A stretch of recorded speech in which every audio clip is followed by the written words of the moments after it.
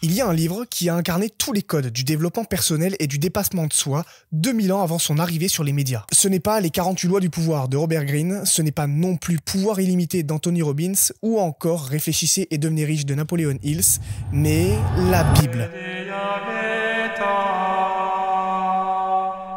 Ce n'est pas qu'un livre destiné aux chrétiens, c'est un véritable manuel de transformation. Chaque page parle de discipline, de résilience et de foi inébranlable face aux épreuves. Aujourd'hui, on cherche des stratégies pour devenir plus fort mentalement. Mais depuis 2000 ans, les plus grands enseignements sur la maîtrise de soi et la persévérance étaient sous nos yeux. Le christianisme incitait les hommes à être maîtres d'eux-mêmes et à s'élever ensemble à travers toutes les notions que vous pourrez retrouver dans n'importe quelle discipline sportive, conférence en ligne, e-book ou retraite spirituelle moderne. Jésus-Christ poussait les hommes à être mieux chaque jour. Mais comment faisaient les hommes du Christ pour être dotés d'une force morale à toute épreuve? Eh bien, pour une raison très simple.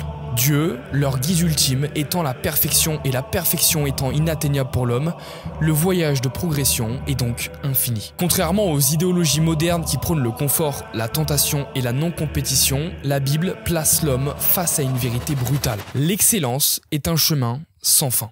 Là où beaucoup se fixent des objectifs temporaires comme par exemple perdre du poids, gagner de l'argent, apprendre une nouvelle compétence, le croyant véritable se lance dans une quête perpétuelle d'amélioration. Il ne doit pas juste faire mieux, il doit incarner le mieux. Il n'a pas le luxe de stagner car son modèle ultime n'est pas un simple humain, mais une idée absolue, une perfection inatteignable qui l'oblige à se dépasser chaque jour. Lorsque l'on ouvre les pages de ce livre, on se rend compte que tout nous pousse à être meilleur. Philippiens 4.13. Je puise tout par celui qui me fortifie. Ce magnifique verset encourage la confiance en soi et la persévérance, en reconnaissant que la force vient aussi de la foi et de la discipline intérieure. Il a été écrit par l'apôtre Paul dans une lettre adressée aux Philippiens lorsqu'il était emprisonné à Rome. Il souligne que sa foi ne vient pas des circonstances extérieures, mais de sa foi en Christ. Le verset met en avant que la force d'un croyant ne repose pas sur des circonstances, mais sur une volonté intérieure. C'est un appel à la foi et à la résilience. Il ne s'agit pas d'une promesse d'un succès matériel ou physique, mais d'une force donnée par Dieu d'affronter toutes les épreuves. C'est une assurance que quelles que soient les difficultés, la victoire est possible grâce à la foi. Hébreux 12.11. Il est vrai que toute discipline semble d'abord un sujet de tristesse et non de joie, mais elle produit plus tard, pour ceux qui ont été ainsi exercés, un fruit paisible de justice. Ce verset, il explique que la discipline peut être difficile et douloureuse sur le moment, mais que sur le long terme, elle produit des résultats positifs. Il illustre que l'effort et la rigueur finissent par porter leurs fruits en apportant la paix intérieure et une vie juste. Il fait comprendre aux hommes qu'il est nécessaire de faire ce qu'il faut, peu importe que cela soit dur ou non, car plus vite les graines sont plantées, plus vite les fruits peuvent être récoltés. Josué 1.9. Ne t'ai-je pas donné cet ordre ? Fortifie-toi et prends courage. Ne sois pas effrayé ni épouvanté, car l'Éternel ton Dieu est avec toi partout où tu iras. Ce message est adressé à Josué, qui devait succéder à Moïse pour guider le peuple d'Israël vers la terre promise. Dieu lui rappelle que le courage vient de la certitude de sa présence. Cela signifie que face aux défis, le croyant peut avancer avec assurance, car il n'est jamais seul. Ça nous explique qu'un homme peut marcher au milieu du mal et du danger, car Dieu lui donnera toujours la force d'affronter avec fermeté. Dans son histoire, le christianisme a vu des hommes dotés d'une force mentale d'un autre temps accomplir des choses exceptionnelles. Godefroy de Bouillon, un chevalier arrivé de ce qui est aujourd'hui la Belgique, l'un des meneurs de la première croisade qui s'est courageusement battu contre les Turcs seldjoukides musulmans pour libérer Jérusalem de leur emprise. Saint Maurice, chef de la légion thébaine, il refusa de renier sa foi chrétienne malgré les ordres de l'empereur romain. Lui et toute sa légion furent massacrés pour leur fidélité au Christ. Fernando III de Castille, roi chrétien d'Espagne, il mena la Reconquista en libérant de nombreuses villes sous domination musulmane,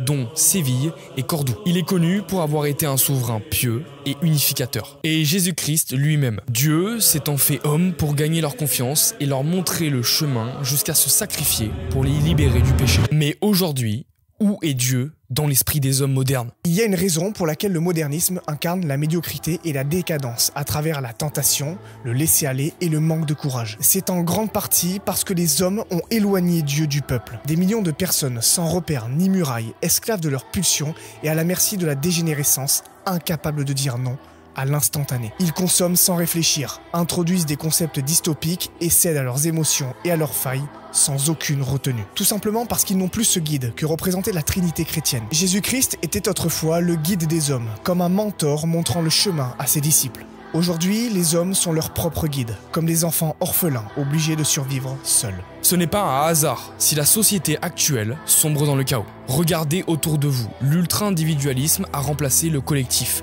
la dystopie a remplacé les fondements, la complaisance a supplanté l'effort et l'instantanéité a tué la patience. Là où nos ancêtres se battaient pour devenir meilleurs, les hommes d'aujourd'hui se battent pour leur droit de sombrer. Ils revendiquent tous leur confort, leur paresse et leur combat pour la médiocrité. Mais un homme sans combat, c'est un homme sans raison d'exister. C'est pour ça que tant de personnes sont perdues dans ce monde. Parce qu'elles ont oublié que la Bible nous enseigne ça. La vie est un champ de bataille où l'inaction mène à la défaite. Pourtant, cet ouvrage divin ne promet pas une existence facile. Il ne vend pas du rêve et ne dit pas non plus que tout sera donné sans effort. Il enseigne l'inverse. Celui qui ne lutte pas pour sa grandeur n'est pas digne de la lumière. C'est là toute la différence avec les idéologies modernes. Ce livre te murmure, tu n'as pas encore ce que tu devrais être. Tu as encore un long chemin à parcourir.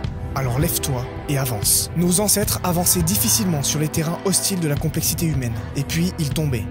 Ils se relevaient, puis ils retombaient, puis ils se relevaient encore. Comment faisaient-ils pour suivre ces écritures qui leur demandaient de subir tant de souffrances avant d'atteindre la lumière? Parce qu'un homme de Dieu n'est jamais livré à lui-même. Il devient le frère spirituel des autres croyants qui eux aussi poursuivent le chemin de l'amélioration à l'image de Dieu. L'esprit de la communauté chrétienne maintenait la flamme allumée en chacun d'entre eux. Quand la flamme de l'un s'estompait, l'autre remettait du combustible. Si vous vous demandez d'où vient le développement personnel pour les Occidentaux, il est né à Bethléem lorsque Marie et Joseph ont eu un enfant appelé Jésus-Christ. Et peut-être que vous aussi, vous devez vous tourner vers le Christ parce qu'il n'attend que vous. Merci pour votre attention, n'hésitez surtout pas à rejoindre notre groupe Discord qui se trouve en description pour créer une armée de gens déterminés et nous suivre sur notre Instagram qui s'affiche juste ici. Si cette vidéo a fait sens pour vous, n'hésitez pas à la liker, à la commenter pour qu'on discute et à vous abonner pour rejoindre la communauté. En attendant, poursuivez votre version 2.0 et au lieu de le rêver, faites-le.